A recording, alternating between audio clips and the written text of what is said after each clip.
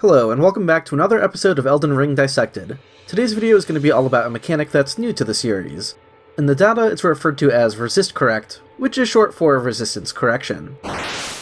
Even if you have no idea what resistance correction is, there's a pretty good chance you've already noticed its impact on the gameplay. Let's say you have a weapon that isn't doing a ton of damage to an enemy, and you're relying on its bleed effect to occasionally take out bigger chunks of health. You find that making the enemy bleed the first couple of times doesn't take a ton of effort, but perhaps on your third or fourth attempt, you're starting to realize that it's getting much harder to get subsequent bleeds to trigger. Well, I'm here to vindicate everyone who thought they noticed this happening.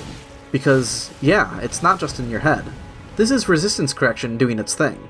There's a whole system for deepening enemy resistances, but how does it work? Which enemies and status effects does this apply to, and how far does it go exactly? These are the questions I wanted answers to. All of that and more will be covered in today's episode.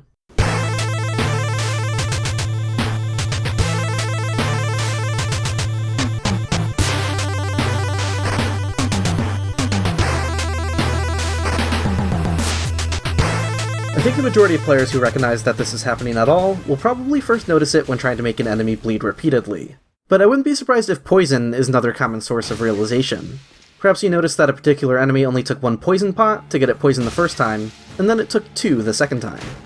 But bear in mind that this phenomena of increasing resistances isn't limited to any particular set of status effects, or even particular enemies for that matter. Resistance correction exists for pretty much all status effects and all enemies throughout the entire game. This means that even a random dog will gain a higher frost resistance after you freeze it for the first time, but it's incredibly unlikely that you'll ever notice, since a lot of enemies and creatures will die well before you have a chance to see what's happening. Now, when I say that this applies to all enemies, of course there are some exceptions. If an enemy is completely immune to a particular status effect, then resist correction doesn't ever have a chance to kick in for that. There are a few enemies who happen to be immune to everything as well. Enemies like the stone clusters, imps, golems, and a handful of others can't have any status effects trigger at all, but outside of PvP and these fully immune enemies, there's never a time that deepening resistances aren't a thing. Literally every single time you land one of the 7 status effects on an enemy, its resistance against that will increase, at least a little bit before your second attempt. There are no exceptions to this. Whenever a resistance is deepened, it's thankfully not like a global thing and it only applies to whatever effect is being triggered. For example, when I poison something, only its poison resistance increases, and nothing happens to its initial scarlet rot resistance, or anything else for that matter. This is also, of course, not a permanent thing. It only applies to your current interaction with an enemy. If you were to rest at a site of grace or reload the area, the enemy will respawn with all of its starting resistances. However, during your current interaction, it is permanent. There's no such thing as waiting for an enemy's resistance to drop back down to a lesser amount. In this moment, this enemy now has a higher frost resistance value that's completely replaced whatever the previous one was.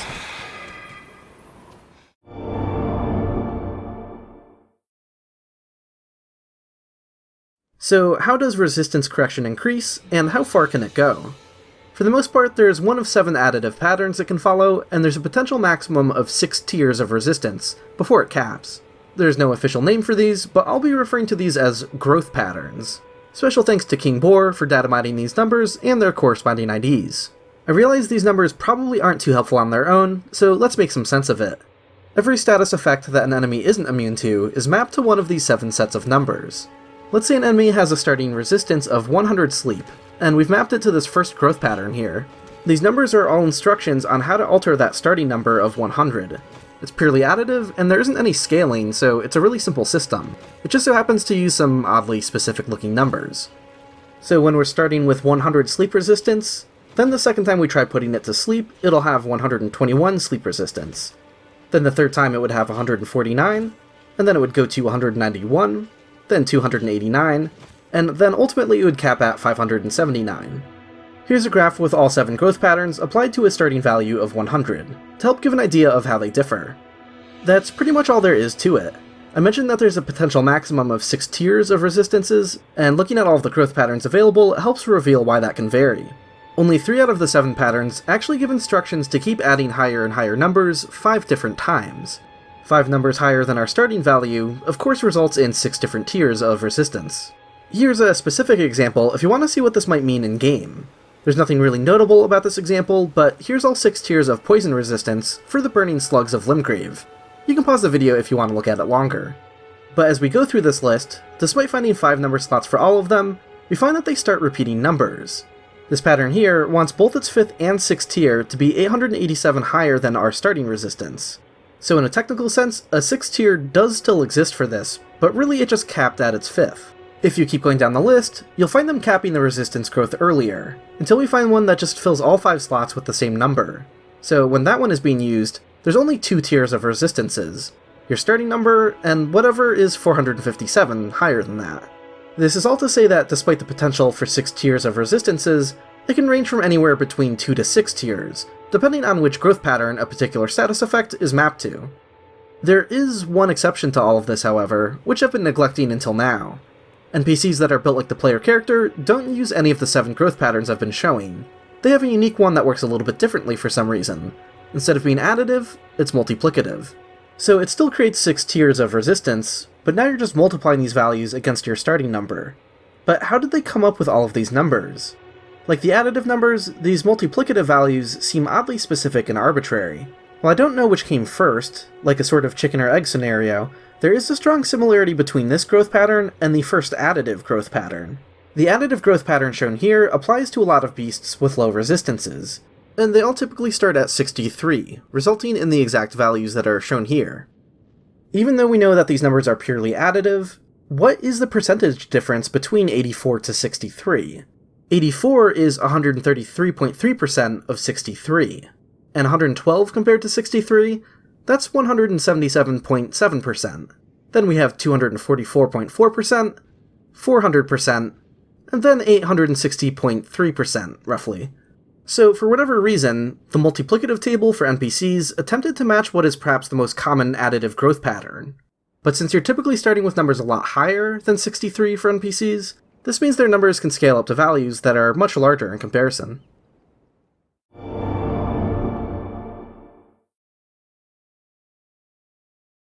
I find the introduction of this mechanic interesting. I think it's pretty well balanced overall, but also sometimes it can feel a bit frustrating when you're trying to poison an enemy for the 3rd time, and it's getting a lot harder. But that's also the entire point of it. It seems like the general idea is to reduce the potential for cheese by making it harder to use the same trick on an enemy repeatedly. But at the same time, they're never taking that possibility away from you completely, and usually the first couple instances can be achieved reasonably, at least. There's also a good number of cases where the increased resistances are trivialized by starting with low enough numbers. The basilisks in the Deep-root Depths have frost and sleep growth patterns that look like this. A single frost or sleep pot is sufficient to break the first 5 tiers, and it's not until the 6th tier that you would need 2 pots. If this doesn't sound well balanced to you, I don't think this is inherently a flaw of this design.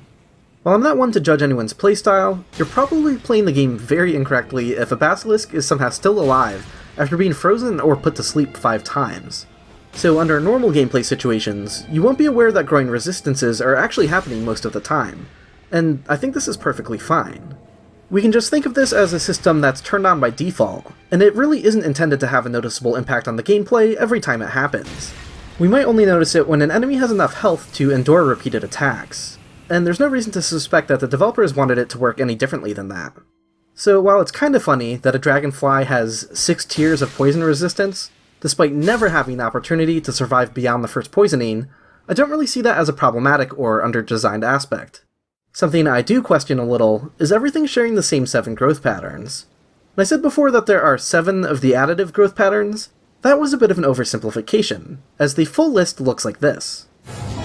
So what's really happening is that poison will be attached to any one of these 7, scarlet rot will be attached to any of these 7, and so on. They just happen to copy and paste the same numbers for all of them, so they all behave the same way. But having the same growth pattern for poison and scarlet rot means that they still have different IDs set. The fact that the same ID isn't being shared across all of the status effects means that any one of them could be easily customized to work differently. Did the game need to do this? Perhaps not, and I certainly can't think of any changes that would be an obvious improvement. Should all status effects grow resistances in the same way, or would it make more sense to design some that develop much harsher resistances than others? I don't have the answer to these questions, but just knowing that the current system would have allowed for a lot more customization is interesting to me. And if this mechanic carries over to future games of theirs, I'll be curious to see if it's something they wind up playing around with. So now that we know how it works, it might help to take a step back and consider the bigger picture of how this mechanic was implemented.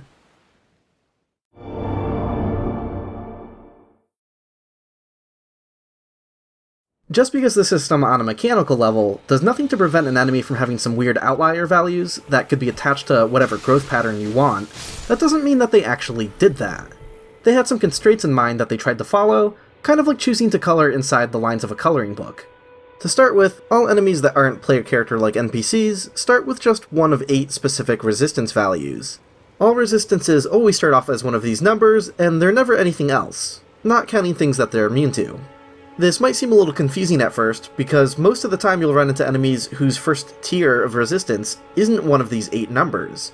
Without getting too deep into the details, as this could be a subject for another video, enemies typically have a base set of stats that get scaled up to something higher, depending on where they're found in-game, which I usually refer to as an area multiplier. For example, this giant rat starts with a poison resistance of 316, but that's only because its stats have already been scaled up with the area multiplier for Stormvale Castle. In the data, it really starts with 154. As it turns out, these 8 starting numbers always get mapped to the same growth pattern, and it gives us a general idea of what they were going for. The higher the starting number, the less tiers of resistance it has. This means they don't want anything that starts too high to be able to keep growing too much. Here's that graph from earlier showing the different growth patterns, but this time tied to their actual starting numbers. Here we can see how most of these wind up just a hair under 1000 now. And even though area multipliers will increase these numbers, we'll still find that the developers wanted to keep things from going too far beyond 1000 for the most part. When we account for area multipliers, what winds up typically happening is that it will go over 1000, but when it does, that's almost always when it caps. This means that an enemy's penultimate resistance is almost always under 1000 regardless, even after area multipliers are applied. The biggest exception to the 1000 rule can be found with some NPCs, however. You'll sometimes find resistances that are already beyond 1000 by the time you've hit their 5th tier, resulting in a 6th tier that's over 2000. So this covers pretty much everything I wanted to say about resistance correction. I might make future videos about the individual status effects themselves, but since I'm talking about them broadly for now, I did want to quickly mention some surprise immunities before ending this video.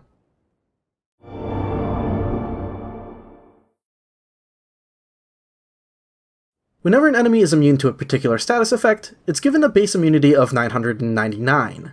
Every non-player character NPC is always immune to both Deathblight and Madness, but only Deathblight makes a point to not bother scaling with area multipliers. This means Deathblight resistances are always exactly 999, while Madness is typically somewhere in the 2000s. And the same thing happens to whatever else an enemy might be immune to. So the imps being immune to everything is also going to show a bunch of numbers in the 2000s. But it's not these high numbers that grant immunity. They don't actually need to be high in the first place, it's kind of a redundant thing. Something else has to tell them to not be able to drain at all. This is where special effects come into play. Basically, every character has a bunch of open slots where special effects can be turned on. There's a ton of effects with a lot of different purposes, and as you've probably guessed, there are ones that grant immunities to status effects. Whatever an enemy is immune to also typically doesn't get mapped to any of the available growth patterns. It'll be given an ID of -1 to basically say don't bother. After testing over 70 enemies, I only found one that broke the established conventions. The direwolves have a base value of 112 sleep resistance, which scales up to 235 in Carrier Manor.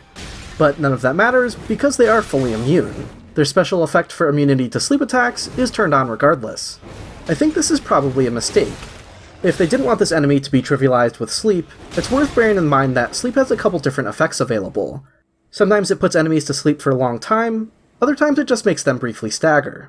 A lot of tougher enemies get the brief stagger, and it seems to me that would have been the more logical choice if they thought a full sleep was too strong. It also just doesn't pass the smell test, which tells us that most animals like this should be vulnerable to sleep. And when we mod the game to disable their sleep immunity, we see that sleep works just fine on them. And it's even mapped to a growth pattern, and that all starts working correctly. But I wondered if I was missing anything else that had the same problem. And I have to once again thank King Boar, but also Jerp, for assistance in helping me comb through the data. Both are people you should follow if you're interested in data mining or tools related to these games. We did wind up finding a few more examples. The basilisks found in the Lake of Rot were made to be fully immune to Scarlet Rot. Okay, so this one obviously isn't a mistake, but it's still kind of interesting in how it belongs to a small group of enemies that don't bother with the 999 base resistance thing. The Serpents of Volcano Manor also get an immunity to poison when it looks like it should be able to drain. And the Silver Tier Orbs get an immunity to both poison and Scarlet Rot. The Silver Tiers are funny to me because they're only vulnerable to Frost, so they did remember to use 999 for some of their immunities, but not all of them. In the end, none of these other ones are clearly mistakes. Sure, why not have the snake people immune to poison? Why not have the orbs be immune to almost everything? How they got there behind the scenes feels a bit suspect because of how it's inconsistent with the rest of the game, but I only have some confidence in presenting these wolves' sleep immunity as a potential mistake.